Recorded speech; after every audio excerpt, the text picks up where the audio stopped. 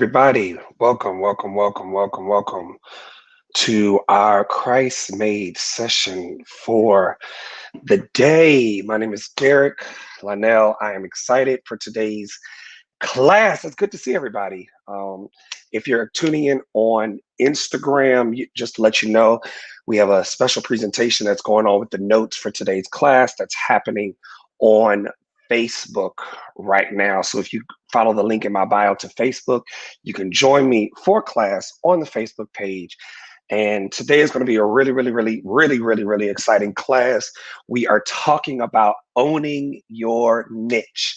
If you're not sure what CHRISTMADE is a platform for Christian-owned businesses, entrepreneurs, CEOs, full-time ministry workers, managers, anybody who considers themselves to be Christ-centered and culture-focused. And we're live for our class today at 2 o'clock.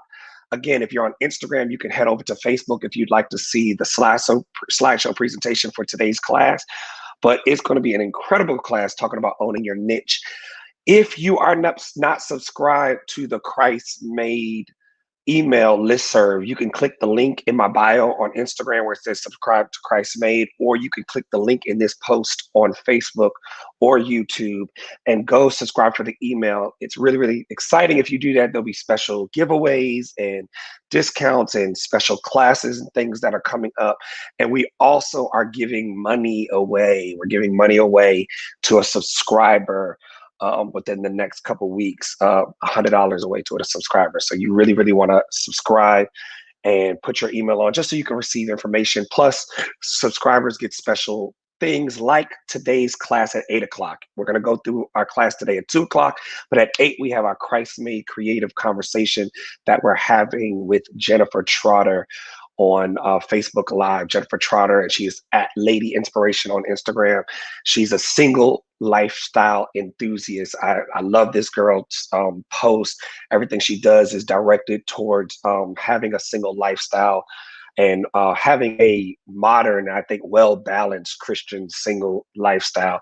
And so she knows what it means to really be targeted towards a particular niche or a niche, depending on if you want to be bougie or not and use niche or niche. She knows how to target towards a particular area. And so she is going to talk a little bit about that today at 8 o'clock, and that'll be on Facebook Live. But again, once that class happens, that class will come down at 8 o'clock tonight, and it will only be available for our subscribers. So if you are a subscriber, you can click the link in my bio on Instagram, or you can click the link in the post on Facebook or YouTube and take you over to the subscriber page so that you can check out all of our subscriber information. Thank you. My little brother Brian said this is a good shirt. I figured I wanted to wear a unique shirt today because we're talking about owning your niche or owning your niche, depending on which way you want to talk about it. And I figured I wanted to come out and wear something a little bit flashier, something that I consider to be in my niche in terms of wardrobe. But okay, so let's go ahead and get into today's class topic. Today is an interesting topic because I think that there are millions upon millions of people in the world. And because you have so many people in the world, there are so many people that think that there are other people out there that are just like them. We think the market that we're getting into is saturated. We think that what we're presenting, everybody and their mother is presenting. I know especially people in like the music industry or branding or any creators in general. You feel like there are 20,000 graphic designers. You feel like there are 20,000 singers, and there's so many people that do the same things that you do in the field that you're in, that it can feel a little daunting to find a way to be unique. It can feel, people try to tell you to be yourself and act like yourself and trust yourself and be special. And they tell you that in conversations all day long. But then when it comes time to actually doing it, the world that we live in doesn't tend to support you being as special and different as they purport you being starting out. excuse me, most of the great people that we've seen in the world, when they started out doing something different or doing something special, they were not accepted right off the bat. It took a while most of the time for people to understand the difference inside of that person. So I'm sure those people, like some of you people that are watching today's class, went through a bit of turmoil and just stress involved around talking and speaking and dealing with people that don't really know and accept and feel and understand your uniqueness. So what we're going to talk about today is how to get more comfortable in your niche and how to get more comfortable with what you are unique about, and then how to present that out to the world. Now, I am not a I won't say I am a professor on uniqueness. There are some things that I still myself am growing in, but what we're going to talk about a little bit today, I hope helps you grow and be a little bit more comfortable in being who God created you to be, especially from a creative perspective. So again, if you're on Instagram, we're going to start going through this slideshow for today's class. If you want to click the link in my bio and head over to Facebook, which we're live on now, or YouTube, you can check out the class slideshow that I'll be using for today's class. Cool. So we're going to kind of launch right into it with dealing with what I think is, in 1 second, because I don't want this stuff to die. When you realize your laptop's not plugged in and you see red, you have to take a moment and fix that. So we're going to head right in. A lot of times I do much more kind of general intro, but we're going to kind of jump into the things that I feel like you need to do if you're going to learn how to own your niche. So the first thing I want to talk about is something that I think most people find out later on in life, which is learning how to spend time with yourself. And let me correct myself. I don't think that's something that most people learn how to depend on later on in life. I think that it's most extroverts have to learn how to do this later on in life. I know I have some introverts that are probably on the class right now that are like, spending time with myself, I got no problem with that. Well, I'm a very extroverted person. So I had to learn how to spend time with myself. The reason why I say I'm starting here is because we think that we can put ourselves out in our uniqueness in the world and throw ourselves out there and put our differences out there without ever spending time to become solid and connected and comfortable in who we are in private. I have kind of therapy as one of the things listed on this list. I have therapy listed on this list because I know for me, that's something that helped me learn how to be comfortable with myself, learn how to judge myself correctly. Because a lot of times we can judge ourselves by holding up our uniqueness up against the world standards and up against people that we see that are successful. And so we see their success and we measure our success by what we see of them. And what it creates is a false sense of measurement. It creates a negative sense of measurement if I'm not able to measure my own worth within myself in the word of God that God has given me. So I need to make sure that I'm learning how to spend time with myself. Now that can be done through prayer. That can be done by meditation. People think meditation is spooky or weird, and that only witchcraft and all that dumb stuff uses meditation. Wrong. That's not the truth. Meditation just means taking some time to sit and think over something by yourself, just you and God. And it's highly important. But not only do I want you to meditate, but I want you to meditate on your uniqueness. This is so important because a lot of the time, I said in a previous class, when we think about what we do, we spend a lot of time meditating on what we do wrong. We spend a lot of time meditating on what is not right. We spend a lot of time meditating on what we want to do better. Excuse me. What we don't do is spend as much time meditating on the things that make us unique, that we love, the things that make us unique, that are different. Like I think about myself, when I was younger, I didn't necessarily think that it was unique, but my mind runs kind of all over the place. My mind is able to look at 16 different tasks at the same time and kind of handle this and then handle this over here and then handle this over here. I've always been a person kind of capable of doing that. And so when I was younger, I would beat up on myself because I would take it as people saying that I had ADD, and people saying that I was special, or that I was too much, or that I was too energetic and I was too much and I was too over the place.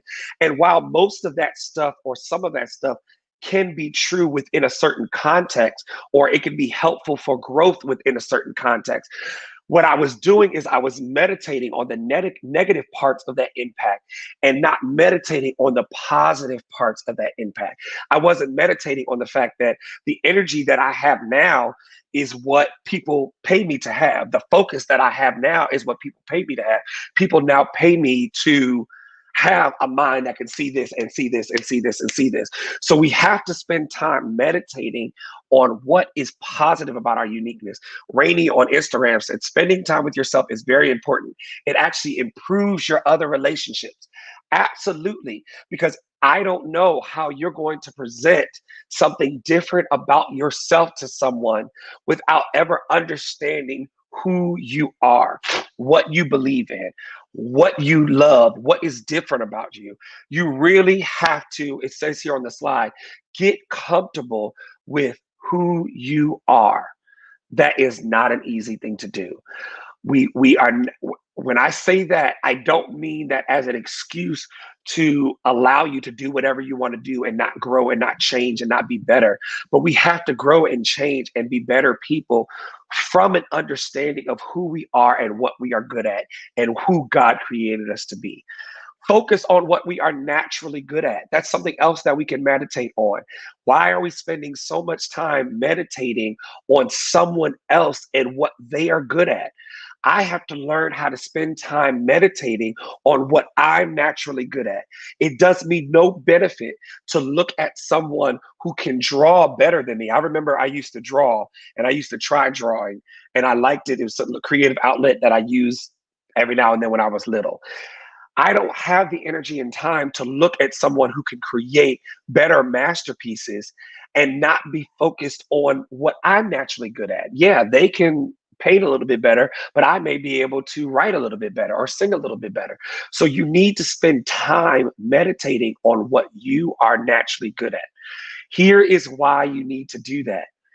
We have to learn how to work through the discomfort we have with ourselves. If you're on Instagram or Facebook or YouTube, you can go ahead and put that in the comment. Work through the discomfort I have with myself. This is so important because I am one of those people that hates the sound of my own voice.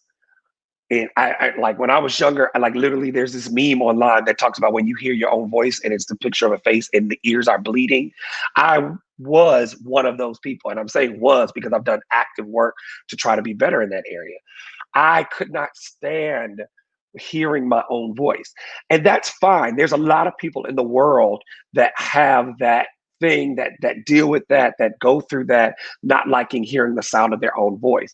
The difference is we have to learn how to push past that discomfort we have with ourselves so that we may grow. Otherwise, there's no room for growth. I remember going through singing and doing warm-ups and having to warm up singing, and if you and not liking the sound of my own voice, and that causing me to stop warming up or stop singing or stop rehearsing because I didn't like the sound of it. Well, what I'm doing is I'm allowing the discomfort I have with where I am currently to stop me from progressing to the place that I want to go and living in the uniqueness and living in the difference of my voice and living in the difference in the way I sound. And that's not something that's easy. That's something that is active. It is an active learning process. It is an active engagement. It is something active we need to do in order to grow and be better in a certain area. So I need us all to learn how to spend time with ourselves and to work through the discomfort we have with ourselves so that we may grow. Okay? Moving on to our next slide. The second thing I need to learn how to do, or we have to learn how to do, is learn how to be the other. I'm going to say that again, and you can put that in the comments if you want. Be the other. We have a problem with being the other in a situation. the America has a problem with people that are others. People in general have a problem with people who are other because people will always talk about what they don't understand. That's a quote that I know many of you may have heard before, but people will always talk about who and what they don't understand. If you are not being talked about, which I know some of you have heard before, so this just serves as confirmation. If you are not being talked about, it is most likely because you are not doing anything different. It is most likely because you have not done anything strange or unusual or something eye catching. Because the moment you do something that is outside of the framework of of what people understand, people are going to talk about you. But again, that's why I started with the idea of learning how to be comfortable with yourself and spending time with yourself. Because when you spend time with yourself and God telling you who you are and growing you to who you are, when you spend time with that, then when people start talking from the outside and people have confusion and don't understand what you're doing, you will have built up enough self-worth and self-conversation that you will not buckle under the weight of people having a difference of an opinion about what you're doing, or people having a difference of thought about who you are. So again, people will always talk about what they understand. Secondly, I need us when we're talking to other people and learning how to just be the other and be comfortable with, hey, I'm the other.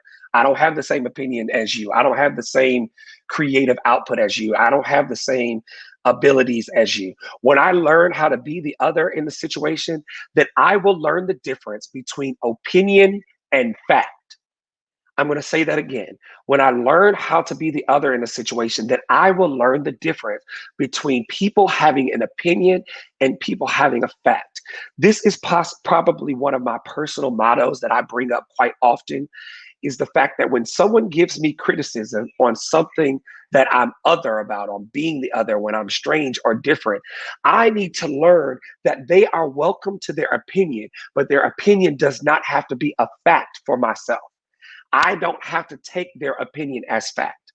Just because they don't like the sound of something, or they don't think something will be successful, or they don't think something will be strong or great or well or strong, just because they don't think those things doesn't mean that I have to accept that as a fact for my life. And that doesn't make them a terrible person. We have a problem where we allow people in our otherness to give us their opinion, and we feel like we have to go on the defense against their opinion to prove ourselves.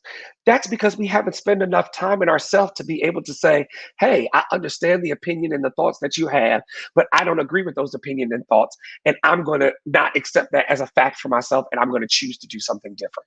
So you need to learn how to differentiate between hearing an opinion and taking it on as fact, and allowing it to sit in your spirit and weigh on you, and allowing it to tear you down and eat away and keep speaking to you. Because the devil will take that opinion and he will assign it as fact, and he will continue to use it in order to make you assimilate and become like everyone else. If he can tell you that this difference is weird, that it's off, that it's evil, that it's bad, that you're strange, then he can get you to abandon the difference and the othering that we are supposed to be in order to assimilate to the rest of society. So it's very important for us to be okay with being the other. That is biblical, because God called us as culture shifters, as Christ-centered, culture-focused people. He has called us to shift the culture. He has called us to be different. He has called us to be others. So we need to be okay with being the other. The next point is, the next point is, isolation doesn't always mean rejection. I'm going to say that again. Isolation does not always mean rejection. The reason why I'm saying that is because we take isolation, and when I say isolation, I'm not talking about you retreating from the world because you're allowing the devil or the enemy to eat away at you. Or I'm not talking about that type of isolation where you allow Satan to send you into a place where you don't want to talk to nobody, you can't see your depression. We're not talking about that type of isolation. We're talking about a God-like isolation akin to when Jesus went up on the mount to pray and talk to God separate from everybody else. When I have to go to isolation and I have to spend some time othering myself, distancing myself, making myself stand away from the group, that isolation does not have to equal rejection. We take that rejection on personally and make it seem that because I'm being required to isolate or separate, or because people don't want to accept who I am, that means I personally am being rejected. I need us to take a moment in our businesses, in our creativity, in our differences to understand that just like Christ, people are not going to be rejecting you personally necessarily. They're going to be rejecting the God and the creativity that God has given you. And that is not your fault. That's actually very common amongst Christ-centered culture focused people. You are going to encounter people who are going to reject or not want to accept who you are. But I don't have to take that on to mean that I am being rejected by God, that I am being rejected by the world, that my vision is being rejected by some imaginary force, because that's what we do. When we're not being successful in the way that we think, or because we don't get immediate gratification from somebody accepting what we've said or accepting what we put out there in the world, we suddenly start thinking there are mystical forces trying to stop us from being great. There are mystical people that don't like us, and the devil has some assignment that is against you having a vision or a plan, or you being different. That is not the truth. If people are rejecting something different, many times that's a good thing. Many times that's something that means that you are reaching a niche and you are saying something that is confronting or doing something different than what people are used to. And anytime you do something other than what people are used to, you will be uncomfortable and they will be uncomfortable hearing it. So again, don't take that isolation, that moving to the side, that pushing to the side to mean that you're being rejected. It may just mean that you are offering something different that the world is learning how to accept. Why? Because everyone won't see what you see. I've heard a lot of pastors, and I often use the illustration of if you are building a boat, if you are, I don't know why this just came to my mind as I was talking. If you've ever seen the movie Evan Almighty, which is just a recreation of Noah and Noah building the boat that God told him to build. If you've seen that movie Evan Almighty, I was just watching it the other day. It's hilarious because no one else can see what Noah, Evan, whichever version you want to use, what God is telling him. Nobody can see what he sees. He is seeing this apparition, this representation of God, giving him instruction to build something, giving him instruction to create something that nobody understands. And he goes about operating based off of what he's seen. But he cannot be upset that the rest of the world does not see what he sees. His wife doesn't exist inside of his body. His coworkers doesn't exist inside of his body. The people around him don't exist inside of his mind. So he has to learn how to create what God told him to create despite no one in the world or anyone in the world not seeing what he sees. Why? Because he is the captain of that ship. He is the captain of that boat. And so when you're the captain and you're the one driving the ship, people are not going to see what you see. There are people that are not going to hear what you hear, and they are not going to know what you know. So you have to be comfortable being the other, being the difference. You are the captain. There is only one captain. You don't get to act like the first mate. You don't get to act like the crew. The crew can all be together and the way they think about what's being created. But if I'm the captain of what God is giving me to create, then I have to have an understanding that people are not going to see what I see. Let's take that a step further. Not only are they not going to see what I see, but I need to learn how to stop word vomiting for validation. I'm going to slow down. I need to learn how to stop word vomiting for validation. If you know what word vomiting is, it's when you get around a group of people and you just can't help yourself from talking about your vision and what God has given you. It's like we can't stop ourselves. We get in environments and we don't even ask God if we should be talking or sharing the vision that He's asking us to share.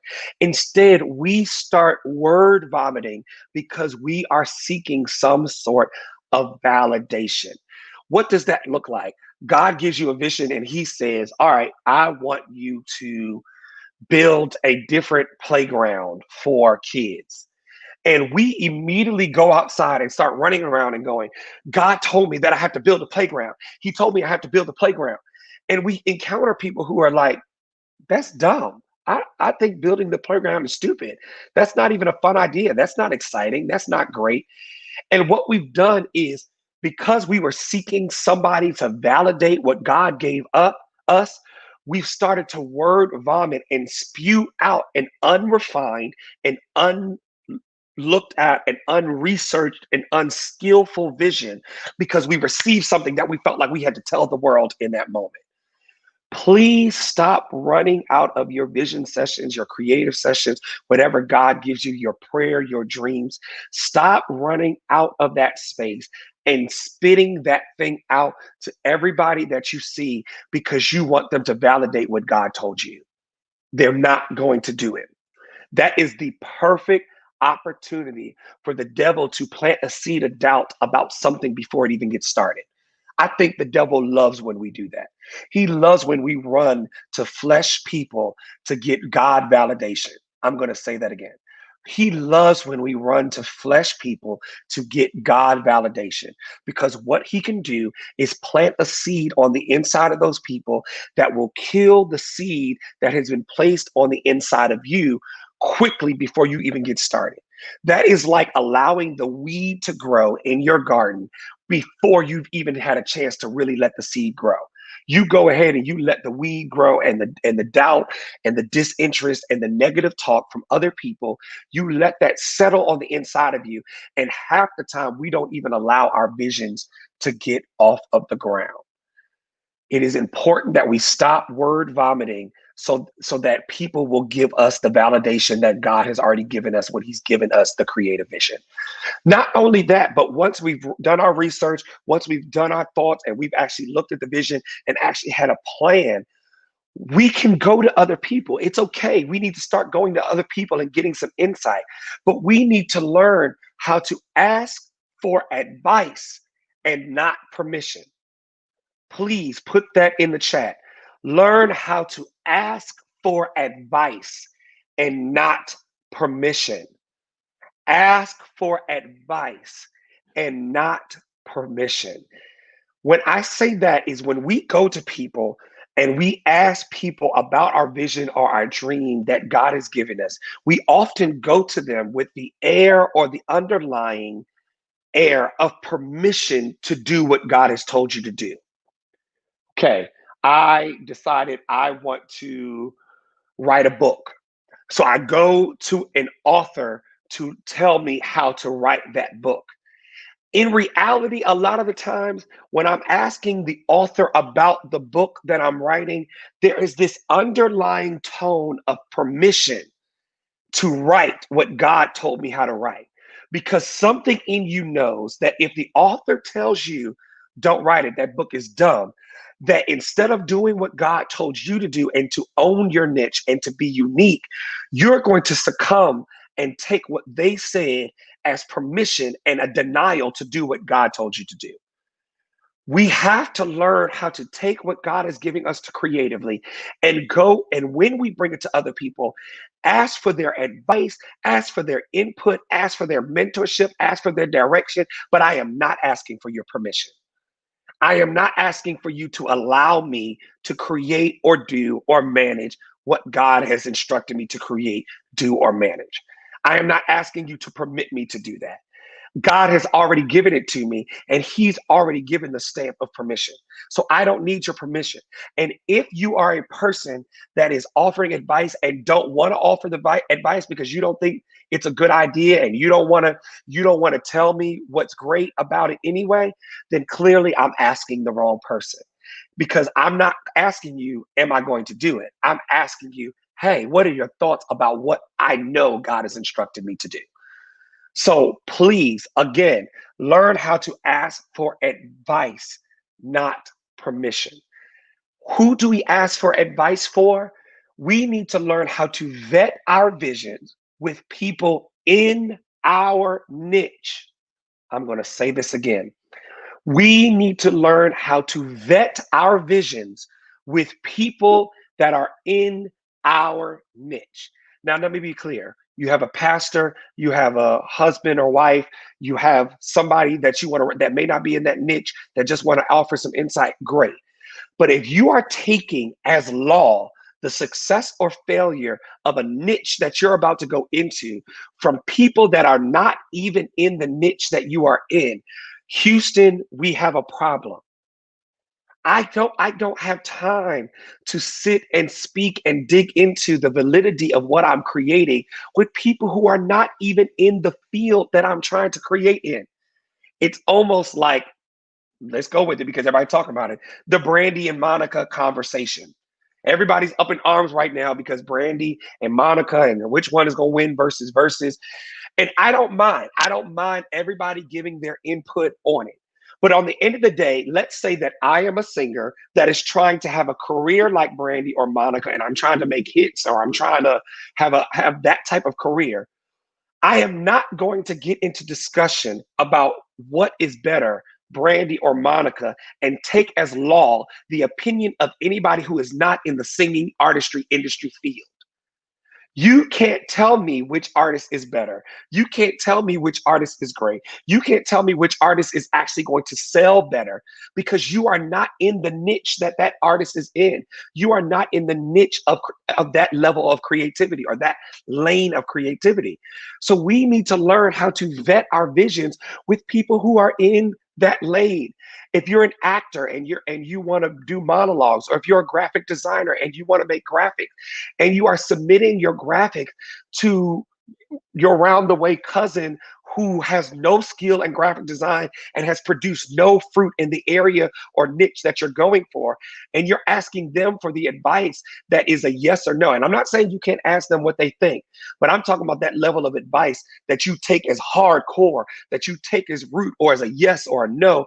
You can't go to people who do not have skill in the area of your niche to get a yes or no as to what you should create and what you should do. Stop taking advice from people who are not in the niche that your vision is in. Okay? So again, we've already talked about learning how to sit with yourself and to be with yourself and to live with yourself.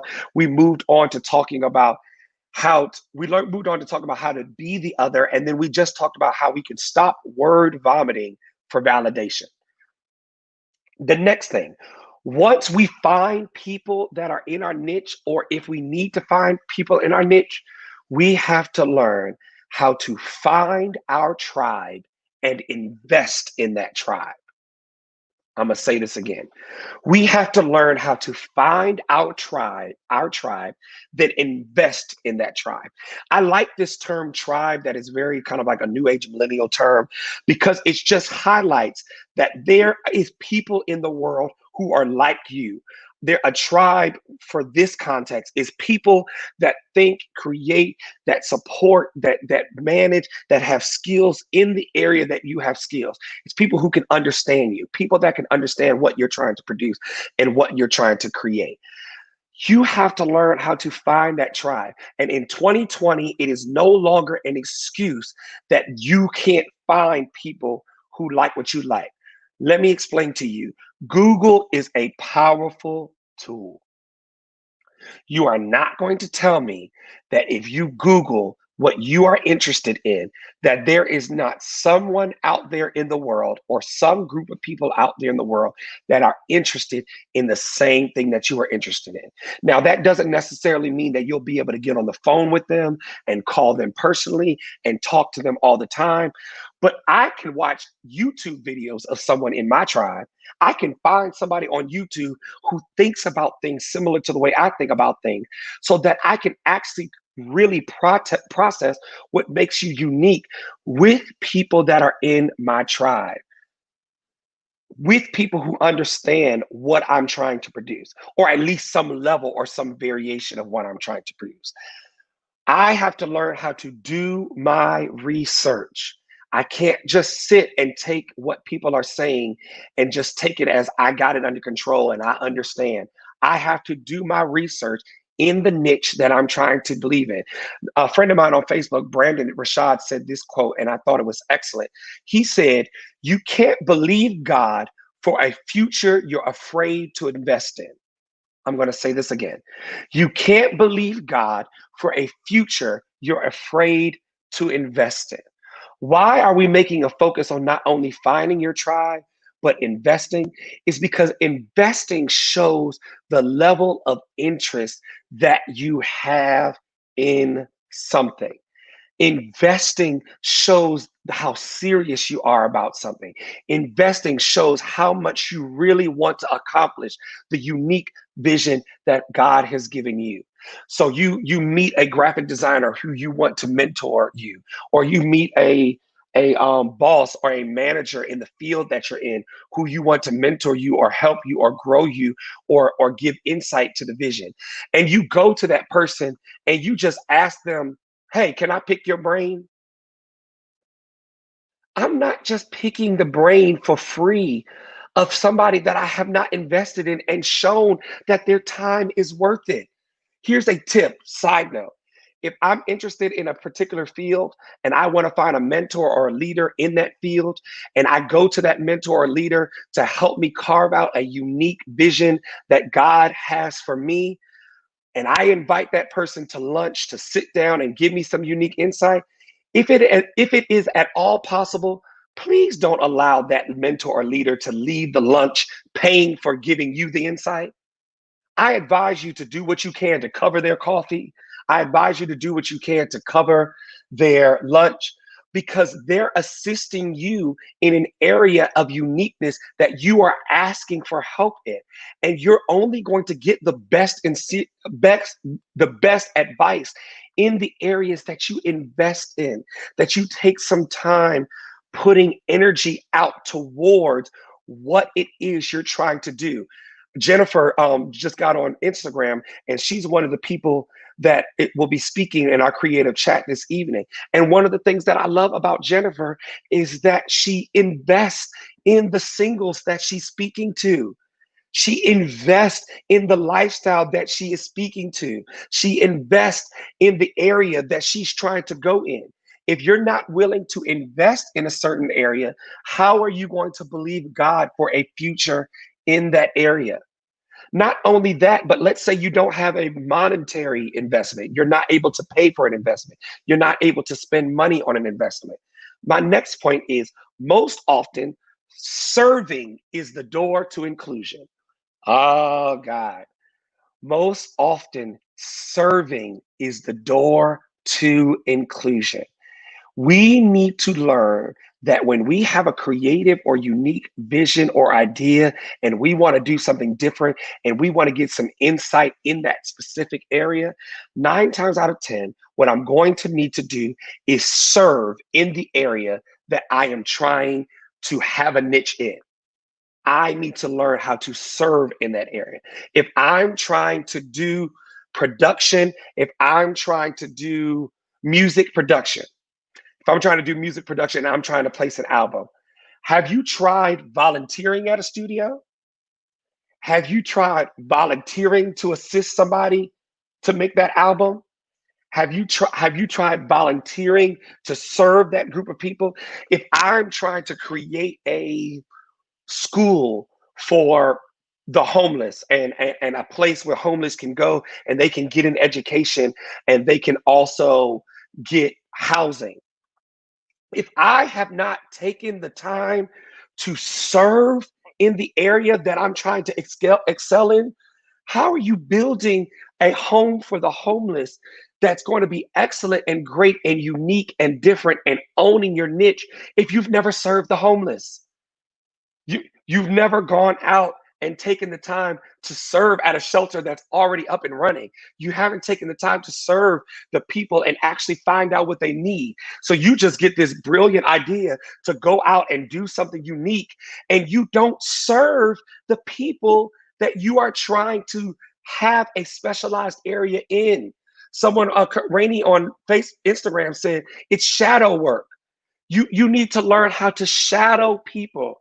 If you get a vision from God, that's something that's unique, that's different, that's strange, and you're going to own your niche in that area, and the first thing you do is try to jump out in the forefront and be different and be strange, I have a problem with that. There's no way you're going to be able to capitalize on your difference if you haven't learned how to serve in the niche that you are trying to be different in. And don't give me that excuse that you don't have time to serve, because I have a note on here just to randomly saying, you make time for what you want. We make time for anything that we want to do. You will figure it out. If you want to build a school, you will take time and figure out how to serve students first. How do I serve the age group that I want to do special work in? Why do I need to do that? Because I'm going to go ahead and slide into the next slide. Why do I have to find my tribe and invest? Because in order to disrupt a pattern, in order to disrupt or do something different in an area, you have to know the pattern in order to disrupt the pattern. Let me slow down and say that again. In order to disrupt something and to do something different in a certain area, in order to disrupt a pattern, you have to know the pattern. You can put that in the comment on Instagram or Facebook. I'll say that again. In order to disrupt the pattern, you have to know the pattern. Now, let me be very clear about the type of disrupting I'm talking about. Some of you are approaching your creativity. Let's say we have a quilt that's built in a certain pattern. Some of you are approaching your creativity and your uniqueness by just deciding to look at the quilt and rip it to shreds. I want to disrupt the pattern, so I just rip it to shreds and I just tear it up. I just throw my differences at it and I just say, I hate everything about this area. I know some artists now who look at mainstream industry gospel music, and what they've decided to do is, in order to disrupt the pattern, to just throw their hatred at it and rip it to shreds, tear it up, disrespect it, all that other stuff.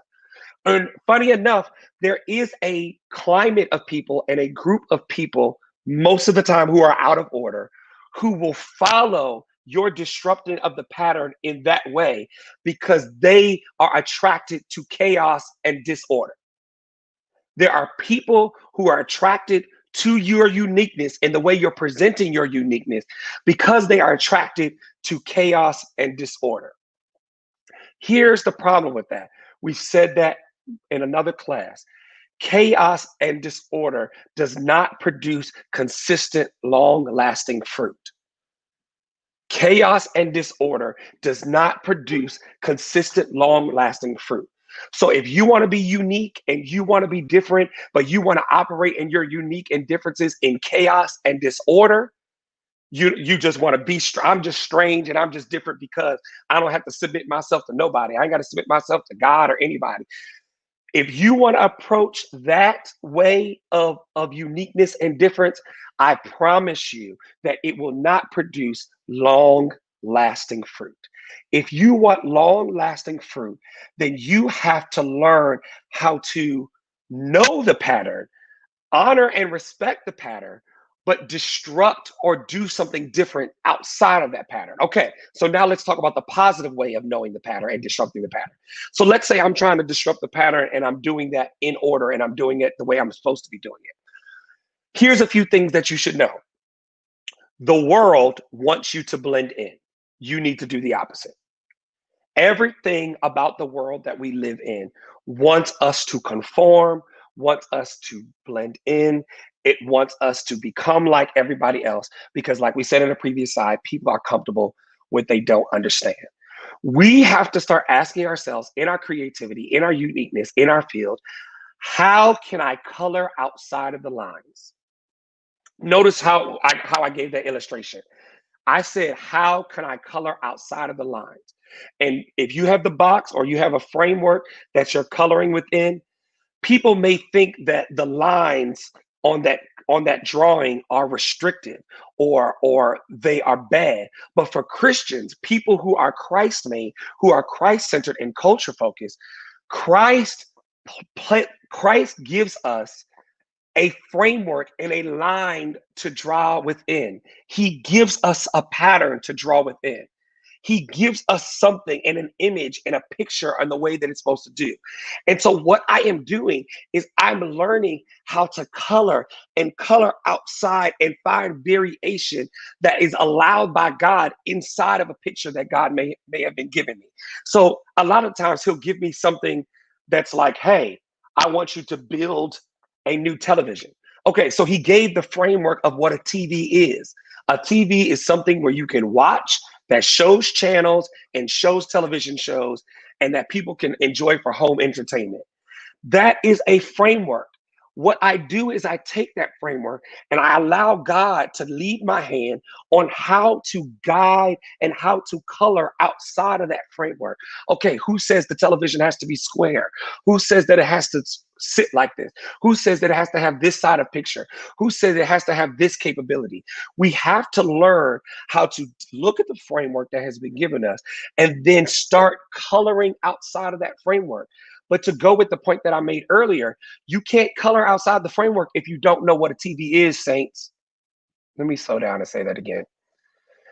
You can't color outside of the framework if you don't know what the framework is. You can't build a new television if you don't know what a TV is. You can't design a new flyer if you don't know what a flyer is. If you're going to disrupt the pattern and learn how to own your niche, you need to study and do research on the niche that you're in so that you can learn how to disrupt that pattern by coloring outside of the lines. Not only should I color outside the lines, but I need to learn how to riff on that framework. Riffing, we talk about it's literally the same illustration in a different context. One of the things that we can't stand about singers when we look at singers is a singer who does not sing the melody. You're doing everything in your power to not sing the melody of the song, to not sing the pattern of the song. I can riff and do something differently while still giving you the context of the song. Let's move that on over to your creativity. I can learn how to design a different type of flyer while still designing a flyer, still designing what it is down the lane that I'm trying to design it. Because if you don't do that, if you don't riff on the framework, then you run the risk of what you are creating not being inside of the niche that you're trying to go in at all. If you are But I'm going to table that. If you are designing a t-shirt and you're designing a t-shirt line and you're specifically saying the t-shirt line niche that you're in is for, let's say like me, Christians, and you begin to color outside the lines and eventually your t-shirt doesn't even have anything about God, Christianity, or any Christian ideals in it. And now you've designed a t-shirt that isn't even about Christianity anymore. You're no longer in the niche that you said you wanted to be in.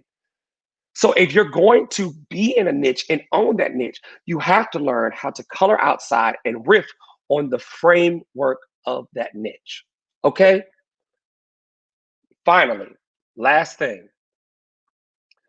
After you've done all of that, once you've gotten different and you've gotten your weirdness and you've sat with yourself and you've done your research and you found your tribe and you've invested in that tribe and all of that is great. Once you have done that, for Christian-owned business owners, entrepreneurs, CEOs, managers, people that are creating something new and owning your niche, none of this means anything if you don't learn how to leverage your weird. I want you to put that in the comments because we don't like the word weird, and I'm going to use it because I like the word. You need to learn how to leverage your weirdness. It's not enough for a Christ-made, Christ-centered, culture-focused person to be weird for weird's sake. That's not enough. It's not enough to be weird just because you want to be weird. There's so many out there that wants to be different just so that you can be different. That's not enough anymore. Not if you're trying to produce something that is going to shift the culture. If you are trying to produce something that is going to shift and change the culture in the niche that you're going after, you are going to have to learn how to leverage your weirdness, how to make your weirdness make money and impact for you. How can I do that? How can I leverage my weirdness? First, you need to learn what problem your uniqueness can solve. Again, I'm going to say it. What problem can your uniqueness solve? If you want to be weird and you want to be weird for weird's sake, and you just want to be strange and you don't want to solve any problems, fine. Don't start a business. Don't be a manager or CEO. Don't try to own the niche that you're in. Just be weird for weird's sake. But if you're trying to shift the culture or change the culture or own the niche that you're in, we have to learn what problem can our uniqueness solve? What issue out there can be solved by what we are doing? Secondly, how can I position my uniqueness or my weirdness to provide the answer for the issue? Okay? How can I position my weirdness or what makes me unique to provide an answer for an area that has a problem? If I am trying to think of something different, I'll go with graphics again because it's something that people can easily understand. If I am creating a certain type of graphic and I want to do something different or weird with that graphic, I have to learn how what I'm doing differently will solve a problem that people have. Maybe people are trying to produce a flyer for their event that doesn't look like the 20,000 flyers that are out there. Maybe they're trying to do something that makes people feel a certain way. Maybe they're trying to do something that matches a creative brand that they're trying to do. Whatever I'm doing, if I'm going to riff on a standard and do something different, or I'm going to present a new flyer, a new way of thinking things, or a new way of doing things, then I have to know how is the new way I'm doing it solving an issue or a problem for the client or niche that I'm trying to serve. I'll think about it again. If I am married and I am creating a program for married people, what is going to make you different than every other marriage program that is out there? What problem needs to be solved that other marriage companies, marriage ministries, couples, Indeed, whatever, what problem is being solved by those people, by what you're creating? I said Indeed because I was thinking of career apps. There are several different career apps and places I can go find jobs on Instagram, all of those places. There's several places I can do that online. I can go to Indeed.com. I can go to career this and career that. The reason why those different websites are different and each of them are successful in their own way is because they are providing a different or a weirdness, or they're providing something for a specific niche of people that nobody else is providing. So they have positioned what makes their app different and weird in a way to answer a specific type of person, to answer a specific type of need, to answer a specific type of desire. So again, I have to position my weirdness to provide an answer. Third question, how can I advance my uniqueness to the level someone will pay for? How can I advance my uniqueness to a level that someone will pay for? There is a difference between what people will do for free and what they will do and pay for it. There are many of you on this class that completely understand that premise. There are things that artists produce that you're willing to love, like, support. And then there's other things that artist produces that you're not willing to pay for. I'm not willing to spend my money to invest in that. So if I'm going to be unique in a certain area and offer my uniqueness as an owning of my niche, and I need to learn how can I advance that uniqueness? What study can I do? What classes can I take? What practice needs to be done? How do I need to practice every day? What do I need to do every day so that I can elevate that uniqueness to a level that someone is willing to pay for, someone is willing to spend money on. It's not enough that I'm unique and that people are interested. Is it translating to dollars in your pocket? Is it translating to people being willing to pay for what you have to offer? And lastly, I have to learn how to stay consistent in my uniqueness. I put up a status a little while ago that talked about consistency, and it said, consistency is the key to longevity. If I don't understand people who are inconsistent and expect people to buy into their uniqueness, I'm not buying into what's unique and weird about you if you can't even be consistent in the niche that you claim you're taking over. So you say that you're a chef and you're going to cook different foods, but every time I see you cooking, it's the same food or it's a recipe from someone else. You're not cooking anything different. So how are you owning the niche that you're in? Because you're not consistently doing what you said your niche was. If I am a baseball player, if you're not consistently playing baseball, then I don't consider you a baseball player. If you're not consistently playing basketball, I don't consider you a basketball player. If you're not consistently writing songs, I don't consider you a songwriter. If you are not consistently making flyers, I don't consider you a graphic designer. If you are not consistent, like how many examples do I need to go down where I say, if you are not doing it consistently, then you are not owning the niche that you say that you are in. Stop putting on your bios things that you are not. Stop putting on your bio, and I know some of you will say it's by faith. I'm putting it by faith. If you are trying to have people come to your page and see what you do and what you are unique about and what's your niche, stop putting in your bio things that you are not actually doing, things that you are not actually consistently skilled at. You need to learn how to be consistent in the area of which you are trying to own your niche. Leverage your weirdness by being consistent in that area. That is the whole class today. Y'all know how I end these classes. I love to always end with the scripture because I think it's important to know that all of the points in which I came up with today Sorry, y'all. So I'm acting a fool real quick. All the points in which I came up with today are provided by scripture and backed by scripture. The scripture that it was doing is my stuff froze, y'all. Give me 1 second. Sorry. That's annoying. Let's try that again. Thank y'all so much for tuning into class today. I'm not sure what just happened, but okay. Let's try it again. Because I want to make sure. See, when you get to the scriptures is when now it wants to act cool. Now when I want to scripture, it wants to see when I want to bring word in. That must be for somebody on this call. Because one of y'all don't want to hear scripture. Okay, great. The scripture for today is Psalms 139, 13 through 18. If you're on Instagram, it's going to log off in 2 minutes. So if you're there, say bye. See you in 2 minutes. But the scripture says, you made all things delicate. You made all the delicate inner parts of my body and knit me together in my mother's womb.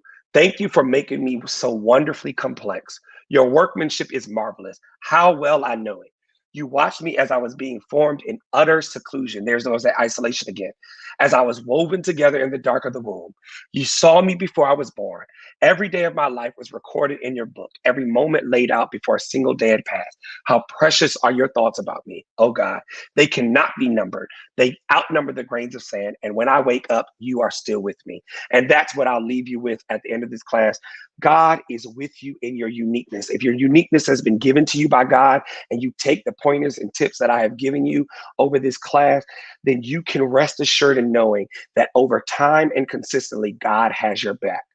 Again, my name is Derek Linnell. Please tune in this evening at 8 p.m. for our class with Jennifer Trotter.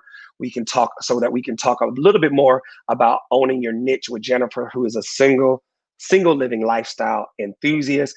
If you want to see that interview and you're not able to turn in at 8 o'clock tonight, you will need to click the link in my bio on Instagram or the link in the post on Facebook or YouTube and subscribe to the CHRISTMADE channel. Do that right now. Subscribe to the CHRISTMADE channel so that you can receive that information and you can view all the interviews that are only going to be posted for our subscribers. And look, you may also win $100 in our subscriber pool. I love you guys. Thank you so much for tuning in.